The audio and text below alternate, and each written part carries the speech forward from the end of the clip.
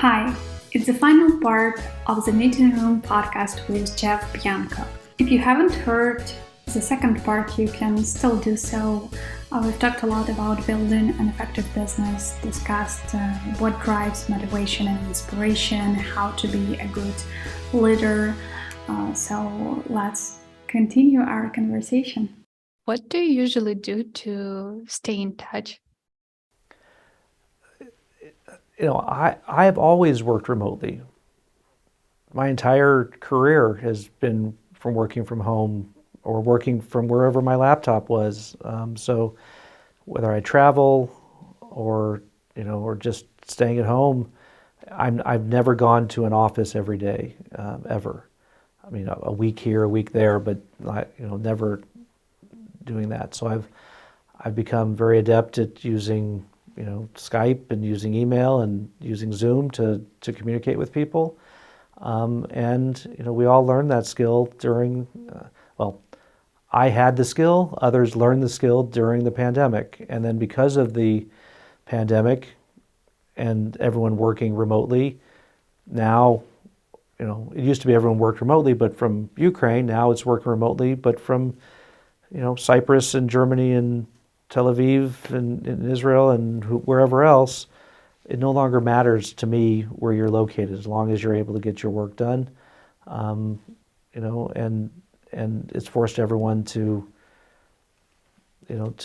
just learn how to prioritize things, how to communicate, and it's helped managers learn something that I learned a long time ago, which is just because someone's sitting at their desk in the office doesn't mean they're actually working. So you can walk around the office and say, look, everyone's here, they're all working. Who knows what they're actually doing? So if you can get beyond the idea of they're at their desk X hours a day to evaluating their productivity, that's a big step. Now, unfortunately, we're not measured as a company based only on productivity, but on hours. We bill hours.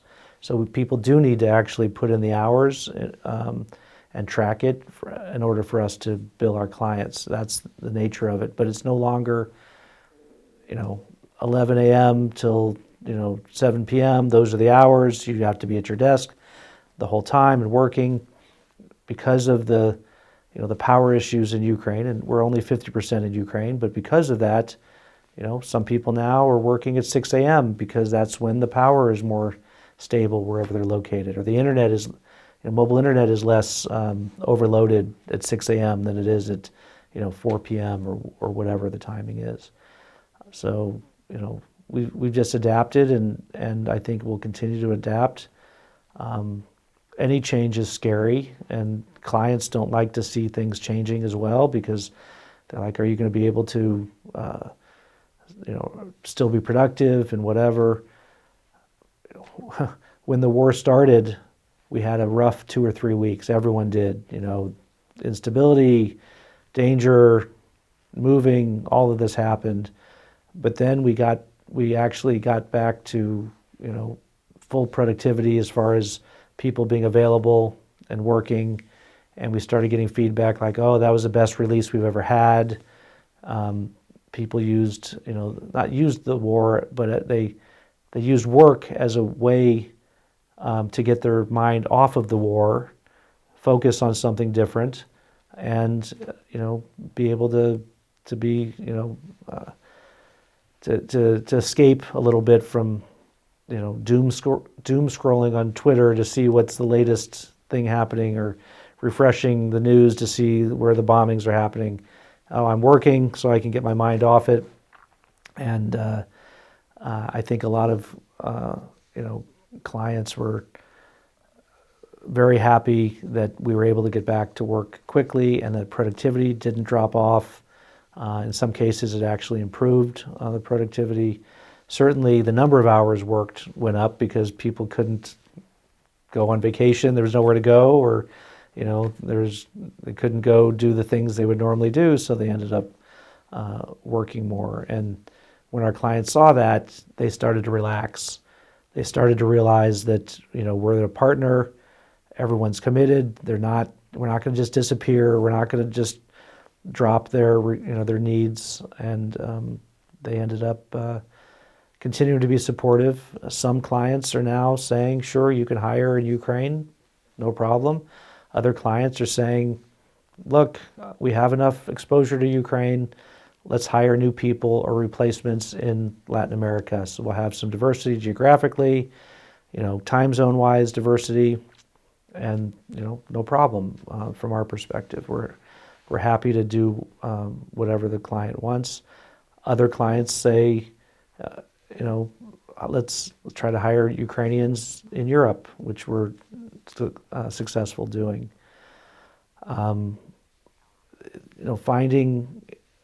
Finding the balance of where people are, what they're good at, what the skills are. It's something we're still learning and evolving to. Getting back to your multicultural question, it's not always easy or obvious. We've made some mistakes in hiring in Latin America as we're getting up to speed, but I think we're getting better at it. And yeah.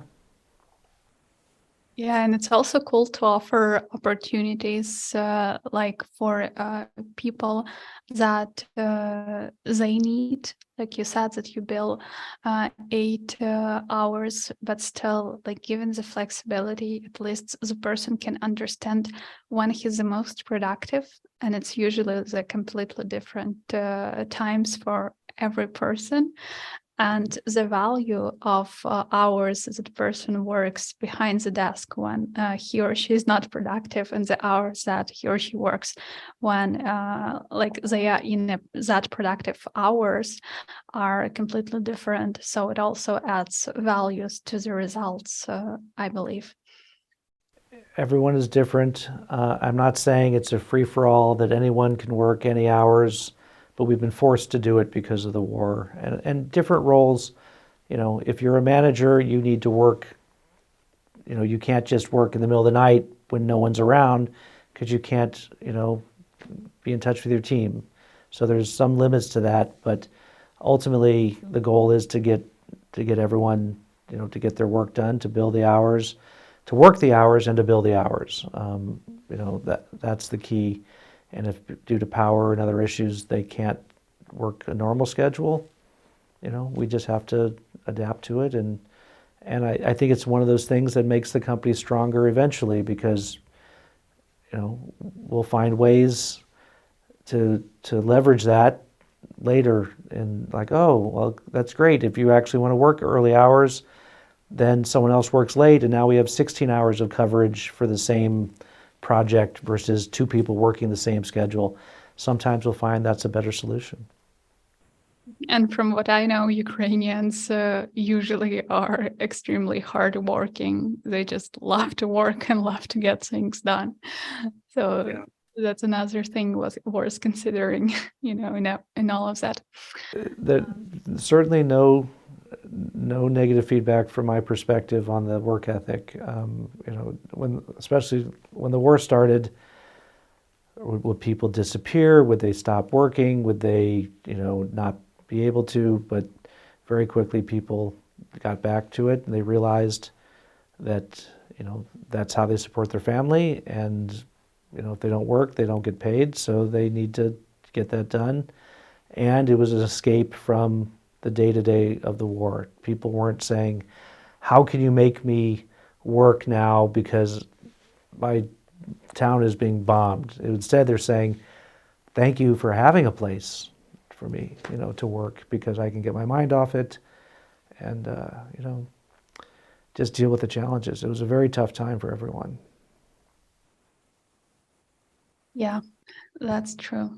But what else I want to talk about during this episode, just a little bit to touch this topic, is you said how you manage the teams. But what do you think is the best way to build a great team? What are your approach here? It depends on what type of team you're looking to build. as I mentioned a little bit earlier, diversity of opinion, diversity of background is extremely important. People like to be around people that are similar to them. Fine, that's understood. But if you only hire people that have your same strengths and your same weaknesses, then you have a misbalanced team. Instead, hire people that that are smart, capable, hardworking, that maybe don't look at the world the same way, maybe have a different background, maybe went to a different type of university. Okay, not everyone has to have a technical background. You could, some of the smartest and most capable people I know in IT studied history or philosophy or other types of disciplines, and then learned IT on their own, and they look at the world and they look at the problem differently, and they can bring solutions that others might not have thought of. So, cultural, gender, backgrounds of various kinds, a mix of people and ideas and thoughts is builds just a stronger team than, oh, I want only male developers that all went to the same university, that studied under the same professor. That's going to make a great team. Well, no, I wouldn't agree with that. Maybe it makes a great team, but I'd rather come in with people that approach problems differently and have different background and experience, versus someone that's all been trained by the same professor. That's not a good long-term success. That's true. Yeah, it's also related to the topic of an unconscious bias, when sometimes people, they just make assumptions about others and to actually make decisions towards people who are similar to them. So I believe it's a lot about just, acknowledging that you might have those and just looking on the other side. So it's great that you mentioned it and said that look for diverse background, because if your focus is going to be there's a great chance you will find it. I agree. Cool. Okay. And we have just a few more questions left. And I would also like to ask you just about some global trends, especially in the technology industry.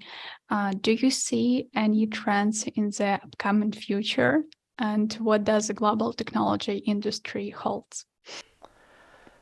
Very broad question, obviously, but I think that there's a continuation of some of the things we've talked about as far as remote work and multi-geographic teams, multicultural teams, being able to work on the same project, one person in Egypt and one person in Brazil and one person in the US, different time zones, different backgrounds and cultures, but everyone contributing to the same outcome. I think the days of everyone going to an office 100% completely dead, and I think the companies that are trying to enforce that are going to end up with the same problem I mentioned, which is the smart people, the good people, the motivated people. They have lots of opportunities. They're going to leave, and they're going to go somewhere where they can work remotely and be successful in that. And the people that feel they don't have an option will continue to go to the office.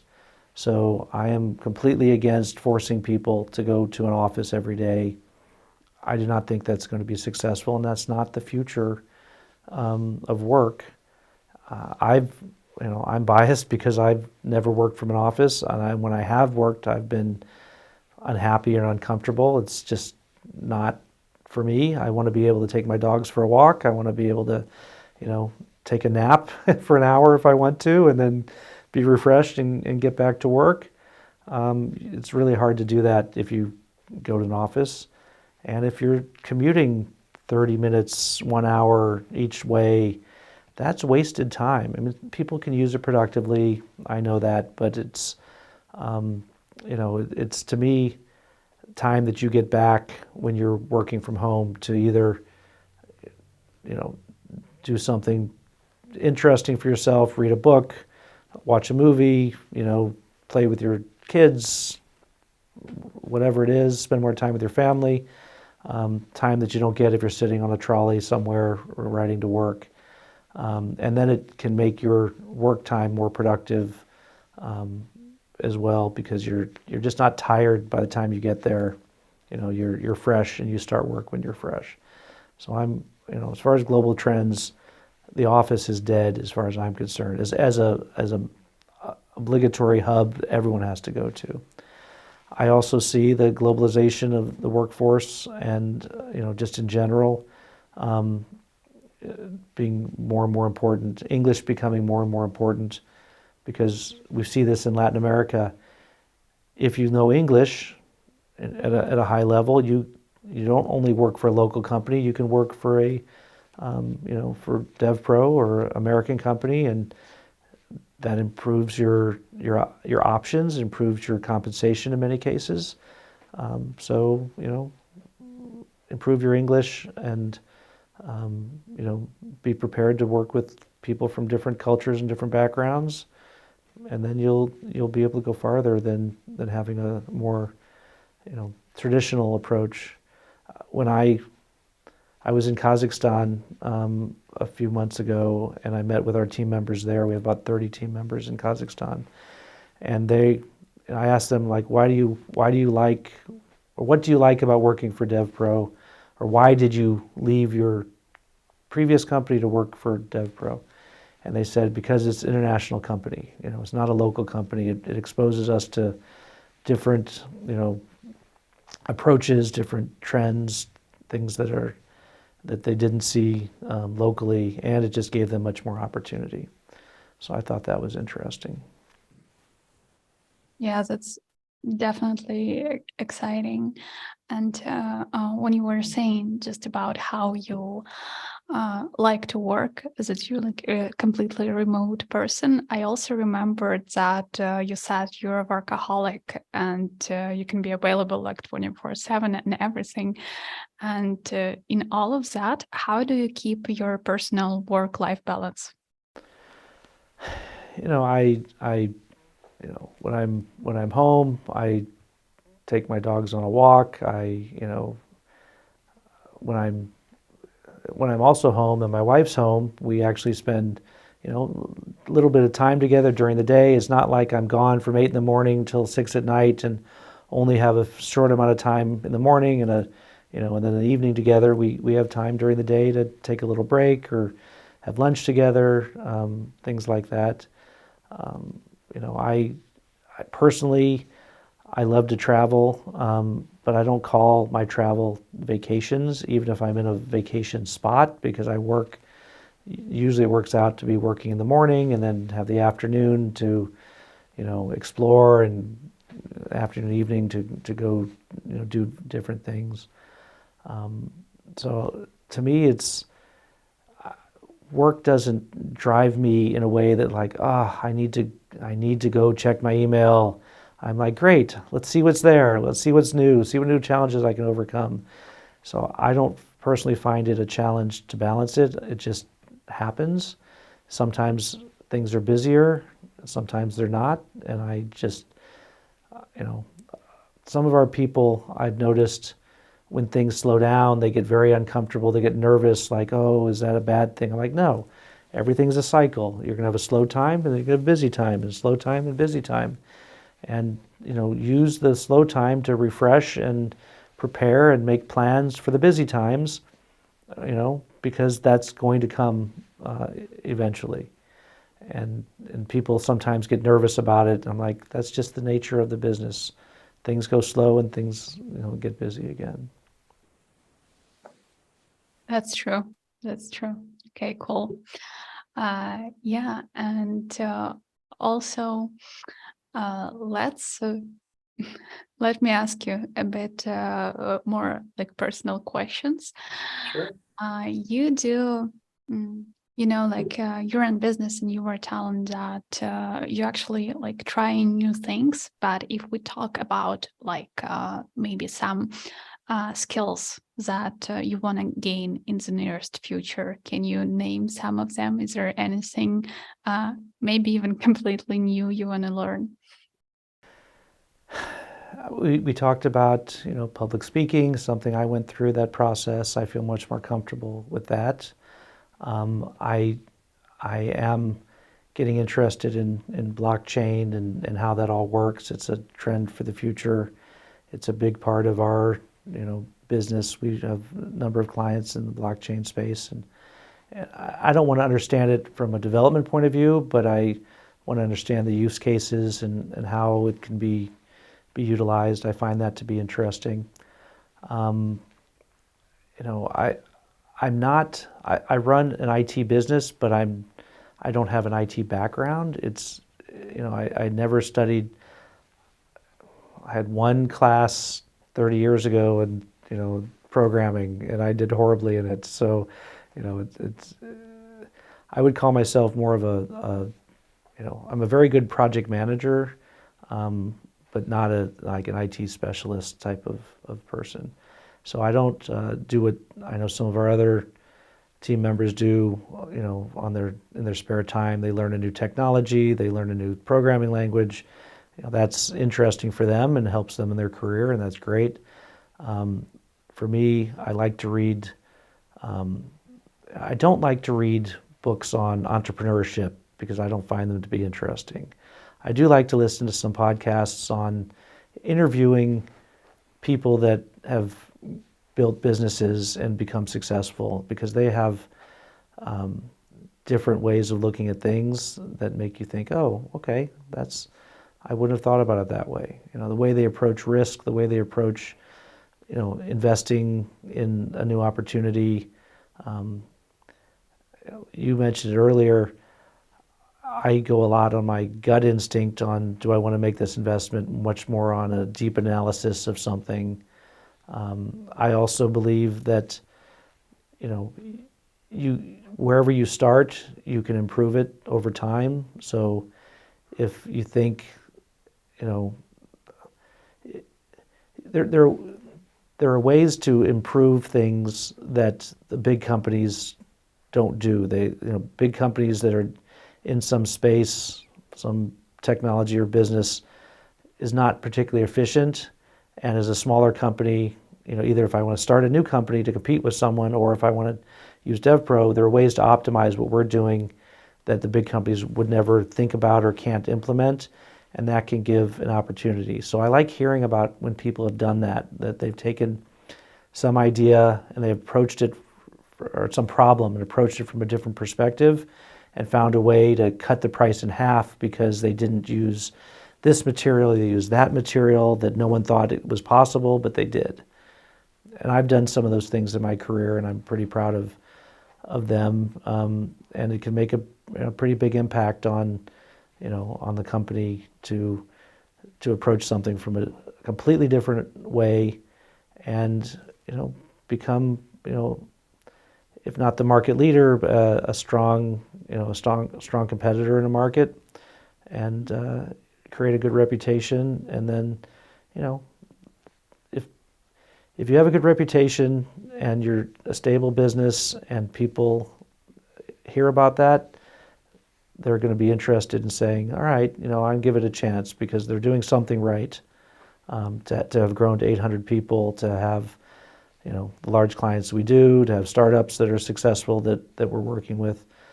If they've helped those companies, they can maybe help us.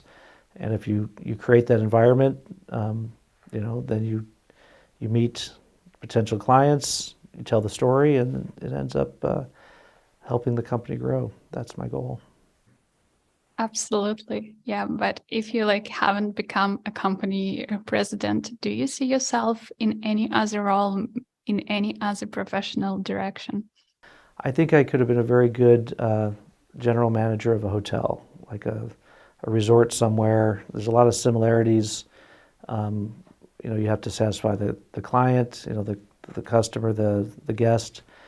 You have to manage staff. You have to handle procurement and ordering of product. You have to, make sure things are presented and delivered properly in a way that the the guest feels valued both personally and from they're getting a good value for what they're spending.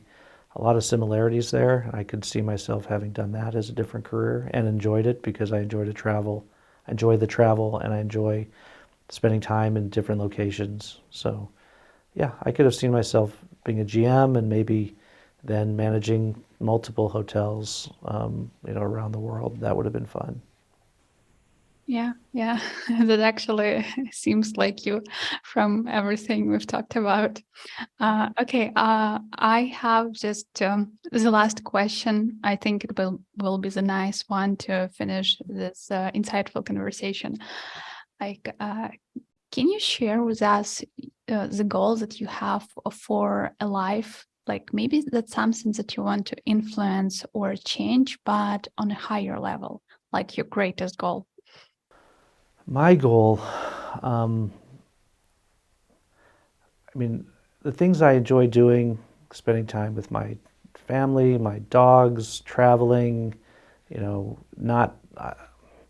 The pandemic was difficult for me because staying in the same place for months at a time is just not my natural, way of doing things. So to be able to create a comfortable life where I can work remotely, I can travel, I can spend time in different locations and, just explore. It's a big world out there. Explore the world, explore, new restaurants, new hikes, things like that.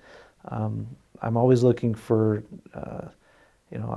when people say, oh, I've lived in the same house in the same town for the last 50 years, and they're proud of that, I look at them like, oh, I'm sorry to hear that. That's like, to me, that sounds horrible. But to them, they're so happy that they, look at me, I'm so stable and I've lived in the same place. I'm like, wow, that sounds terrible. So for my goal in life is, to, explore the world, find places. That doesn't mean I have to live in a place, but to go for a week or a month. 3 years ago in the summer, we spent a couple months in New York City. It was a fantastic experience. Does it mean I want to live in New York? No, but I loved that every day we went to a different restaurant for dinner and we just tried, and we had a rule. We're not going to the same restaurant twice. We're going to just, it forced us to explore the city, to get out there and now I feel like, if I go back to New York, I have my favorite places. I know what I like to do, the hike I like to take in the morning along the Hudson River, and that makes me happy and comfortable to do things like that. So I'd like to do more of those things. Maybe it's possible, maybe it's not, but it is something that I find interesting and fulfilling. Yeah, and it feels like a really great balance between some kind of, calmness when you talk about it, and at the same time the fulfillment and excitement. So it's pretty great. Okay. Thank you so much. I appreciate you hosting this and asking some great questions. It's been a fun way to spend my morning. Yeah, for sure. I'm so happy you joined, and we finally, from the third time, had to have this conversation. So thank you so much, and I believe our viewers or listeners, they got many, many insights just like I did. So thank you so much for that. Thank you. Thank you so much for viewing or listening to this episode. Please subscribe to our channel if you haven't done so, and I will see you soon.